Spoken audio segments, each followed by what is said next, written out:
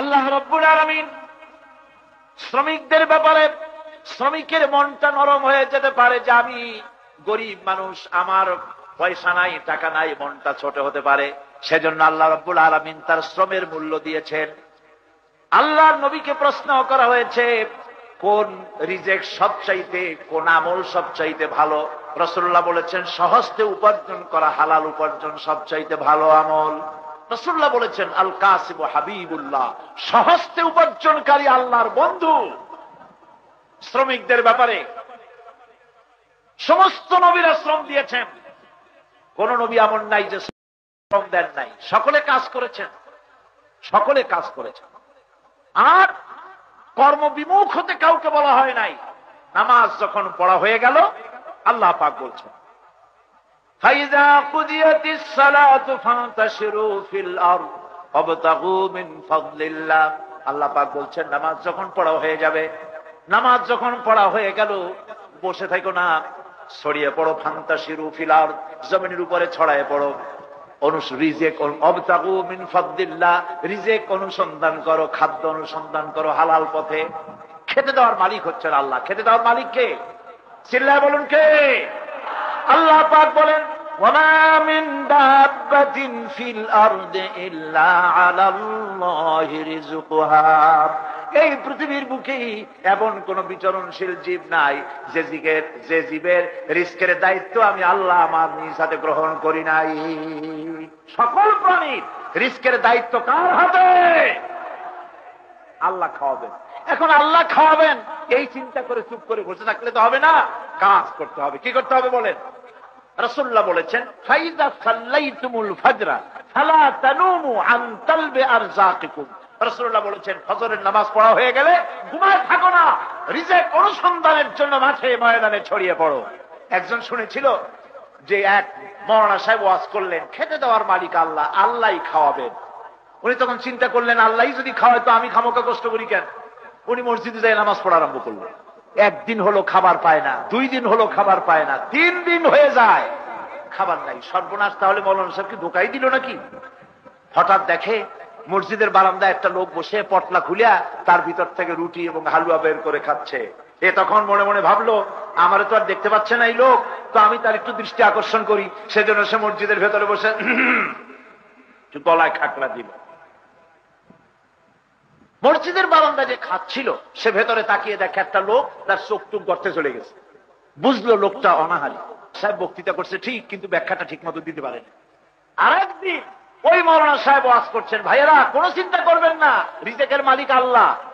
ওই লোক মাঝখান দিয়ে দাঁড়ায় গেছে, হুজুর ওয়াজ তো করেন, একটু ব্যাখ্যা টাকা দিয়ে করেন। বলে কিরকম?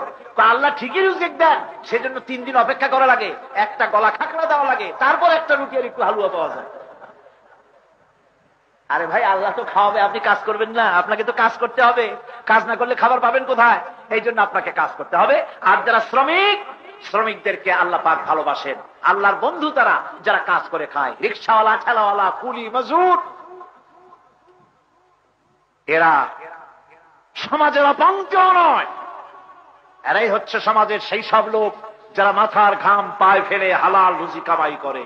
রিকশাওয়ালার পয়সাই তো সবচাইতে হালাল পয়সা। আর যত ঝগড়া বাজে সব রিকশাওয়ালাদের সাথে। ভদ্রলোক রিকশায় গিয়ে উঠলেন, যেহেতু রিকশাওয়ালা রিকশা চালায়, দাড়ি ওর পাকা হোক না কেন, এই বেটা রিকশাওয়ালা এদিকে আয়, তুই তামারি আর তুমি ছাড়া কথা কওয়া যায় না, যেহেতু রিকশা চালায়। আসলো, উনি রিকশায় বসলেন, ঠ্যাংয়ের উপরে ঠ্যাং ফেলাইয়া। সাহেব যাবেন কোথায়? আরে বেটা তোর দরকার কি, চালা, সামনে যা, ডাইনে যা, বায়ে যা, পিছে যা। অনেক দূর চলার পর ভাড়া হয় 15 টাকা, দিল 10 টাকা। স্যার ভাড়া হয় 15 টাকা, এত কষ্ট করলাম আপনি 10 টাকা দিলেন। আয় বেটা রেড বুক দেখা। এই রিকশাওয়ালার কাছে তার মাথার ঘাম পায়ে ফেলানো পয়সা, রেড বুক চাইলো।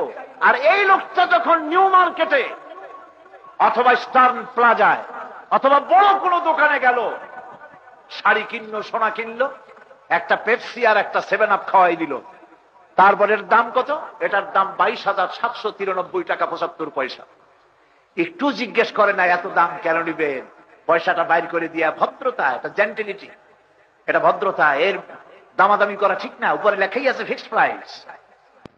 এইখানে কথা কয় না, এখানে ঠিক পয়সা গুনিয়ে দেয় ভদ্রতার খাতিরে, যত দামাদামি আর যত রাগারাগি রিক্সাওয়ালার সাথে, আহা কুলির সাথে। আড়াই মনের বস্তা টেনেছে মাথায় করে, মাথার ঘাম পায়ে ফেলেছে, মজুরি হয় 20 টাকা, দেয় মাত্র 10 টাকা, তারপর আবার চোখ রাঙানি। ঠিক কিনা? ঠিক কিনা? এটি হলো আমাদের অসৎ আচরণ। ওদের সাথে ভালো আচরণ করতে হবে। দেখেন, শান্তি এই টাকা পয়সা কামাই করিয়া যত বড় লোক হোক, শান্তি নাই। শান্তি থাকলে ওই গরিবের ঘরেই আছে। আপনার তো শান্তি বড় বড় আভিজাত্যপূর্ণ এলাকা, ঢাকা নাম নিব না, ওই সব অভিজাত এলাকায় বিশাল বাড়ি, গাড়ি, এসি, ডিসি, ফ্রিজ, অভাব নাই কিছু। কিন্তু সাহেব এসেছেন বাসায়, এসে দেখেন ম্যাডাম বেগম সাহেবা ভ্যানিটি ব্যাগ হাতে নিয়ে তিনি গাড়িতে উঠছেন। আহারে, আমি এখন পরিশ্রান্ত হয়ে আসলাম, আর আপনি যান কই? আমার অনেক ফাংশন। উনি চলে গেলেন। স্ত্রীর সাহচর্য কিসমতে হলো না, একটু আদর, একটু মমতা কপালে হলো না। ঘরে গিয়ে ঢুকলো, চাকরানির হাতের রান্না বা চাকরানির বা চাকরের এগুলো খাইয়ে টাইয়া শুয়ে রইলো, সিডেক্সিন খাইলো, কি বলে আপনার যত রকমের রিল্যাক্সিন ফিল্যাক্সিন যে সমস্ত ওষুধপত্র আছে সব খাইলো, ঘুম মোটে আসেই না। ছেলে সন্তানগুলি, ছেলে একটা কার মেয়ে নিয়ে কোথায় পালায় গেছে তার ঠিক নাই, মেয়ে চলে গেছে কোথায় তার ঠিক নাই। ছেলে দেখলে বাপেরও ভয় লাগে, মাথায় ভাল্লুকের মতো চুল, উল্লুকের মতো নখ, চোখ দুইটা মদ খাইয়া গর্তের ভিতরে চলে গেছে। হায় হায়, কি দুর্দশা! ঘুম আসে না, খাবার খাইতে পারে না। প্রত্যেক দিন পোলাও কোরমা খাইলে পয়সা কমবে না, কিন্তু ডাক্তার বলেছে খাইতে পারবেন না। খাসির চর্বি, ইলিশের পেটি, আর মোটা মোটা চিংড়ি মাছ, এগুলি খাওয়াটাও যাবে না। পাঙ্গাসের পেটিও খাওয়া যাবে না। আরে তাহলে খাবো কি? আরে খাবেন কি বোঝেন না? আপনার যে রোগ হয়েছে, হার্টের পেশেন্ট আপনি, হৃদয়জনিত রোগ, সর্বনাশ হয়ে গেছে। খাবো কি? খাবেন সকালবেলায় একটা মুরগির পুষ, দুপুর বেলায় খাবেন একটু ফলের জুস, রাতে খাবেন এক স্লাইস টুস। রিজেক্ট কন্ট্রোল হয়ে গেল, রিজেক্ট কন্ট্রোল হয়ে গেছে। ঘুম নাই, খাবার নাই। এবার যান রিক্সাওয়ালার বাড়ি, এবার যান আপনি কুলির বাড়ি, মজুরের বাড়ি। আর বাড়ি নাই, শুয়ে আছে রাস্তার পাশে পলিথিন দিয়া, চাল দিয়া, সারাদিন আড়াই মনের বস্তা টেনেছে, পায়ে প্যাডেল করে রিক্সা চালাইয়া যে পয়সা পেয়েছে, ভালো আটা কিনতে পারে নাই, ভালো চাউল কিনতে পারে নাই, কোন রকম রান্না করেছে বউ। ঘরে গিয়ে বসেছে পচা ডাইল আর একটুখানি ভাত বা রুটি, এগুলি নিয়ে স্ত্রীর পাশে বসে খাওয়াচ্ছে। এই স্ত্রী ভ্যানিটি ব্যাগ নিয়ে কোনো ফাংশনে যাচ্ছে না, কাছে বসে আঁচল দিয়ে ঘাড় মোছায় দিতেছে। তুমি খুব কষ্ট করেছো, আর একটু খাও। আদর করতেছে, খাওয়াচ্ছে, খাইয়া টাইয়া হাতটারে মুছিয়া মুখের উপরে লাগা, আলহামদুলিল্লাহ, আল্লাহ তুমি খুব খাওয়াইছো। এরপরে শুয়ে গেল। ওর পালঙ্ক নাই, ওর গদি নাই, ওর স্প্রিং এর খাট নাই, ওর ফোম নাই, শর্ট বিছানো বিছানা আর বালিশ ইটের উপরে কভার লাগানো। এইটা মাথার তলে দিয়ে ঘুম দিল, এমন ঘুম নাকের গর্জনে ট্রাকের ইঞ্জিন ফেল। শান্তি কোথায়? শান্তি 10 তলা বিল্ডিং এ নাই। শান্তি যদি আল্লাহ দেন, তাহলে ছেঁড়া খাতার ভিতরে ওখানেও আল্লাহ শান্তি দিতে পারেন। আর না দেন যদি, বিরাট বিল্ডিং এর ভিতরে শান্তি পাবে না।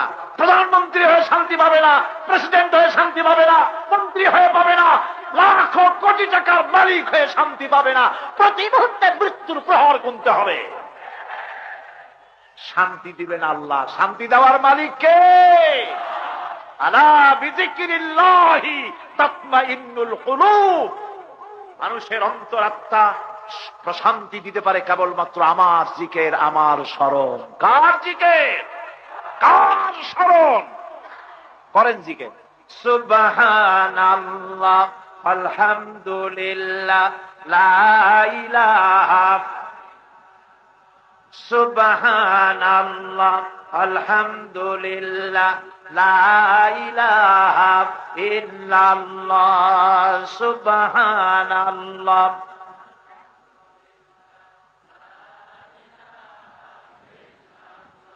সুবহানাল্লাহ, আলহামদুলিল্লাহ, লা ইলাহা ইল্লাল্লাহ সুবহানাল্লাহ।